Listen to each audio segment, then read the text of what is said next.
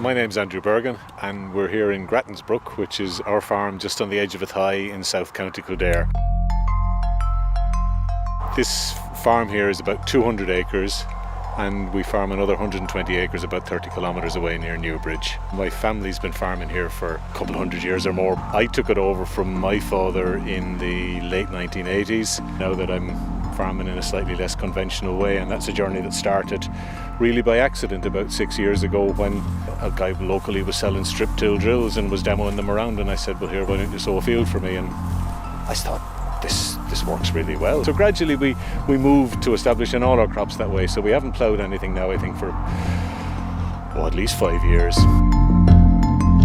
Our system involves, after harvest we'll usually try and establish a cover crop like we have here, because we're trying to build biology in the ground. We're trying to keep something growing in the ground for as much of the year as we can. This helps the structure and the texture of the ground, but also obviously helps the life in the ground and its ability to sustain a crop. The ground here is very fertile, but a lot of the fertility is not really available, so it's locked up in the soil. And if we can access those minerals that are locked up in our land, we'll spend an awful lot less money buying in nutrients. We'll also probably raise healthier crops, which are going to be easier for us to mind and probably going to be healthier for our customers to consume afterwards.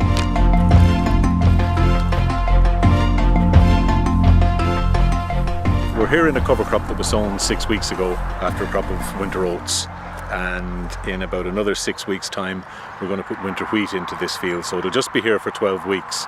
And in our early years of cover crops we mightn't even have bothered putting one in now, but we have found if we can get it in really early, like this went in about the 20th of July, we get super growth. So if you have a look at this, so we've got sunflower here, buckwheat, daikon or tillage radish, phacelia, actually here is some Bergin clover, and linseed. Excuse me. Yeah, we've got linseed here. So we're growing these at least as much for what goes on under the ground as what goes on above the ground. So we can take a quick look here at what sort of root development we've got at this stage. Yeah, here's the phacelia. The phacelia is not a particularly deep rooter, but it sends out quite a massive fibrous roots. And what we'd like to see is a whole lot of different types of roots. So you've got your radish that's going to burrow down deeply, but you've got other guys that are going to spread more widely. And really, we're trying to condition the soil. We're also trying to feed the biology that's here, because if we've got a living plant here, it can exude carbohydrates to feed the biology, in return for which the biology will solubilize nutrients for it. This is one of the big things that we're trying to encourage here generally, and it's one of the main reasons to grow a cover crop between our cash crops, because most of the biology depends on a living host like this. So if there's nothing growing there, it's going to go dormant and eventually die off. So it means that every time we sow a cash crop, we have to restart the process all over again. So while we do spend some money on these crops, we think that we're probably at least coming out quits on them most of the time. Generally speaking, this is a really nice vigorous cover crop here, and we're well happy we put it in. We're standing on a 4 metre grass margin that runs around, 4 metres on parts of the field, 3 metres on other parts. And this was sown as part of the Gloss scheme and sown with a mixture of old type grasses. There's cocksfoot and timothy mostly in it. And it's been here for 4 years now.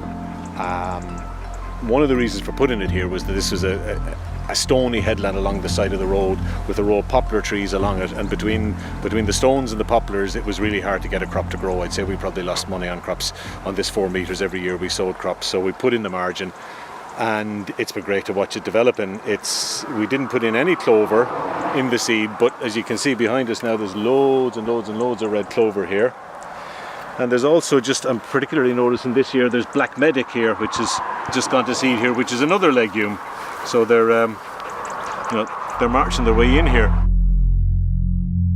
If you were to sum up biological farming, its key characteristic is maybe variety. You're trying to vary things. You're trying to make things probably a bit more natural.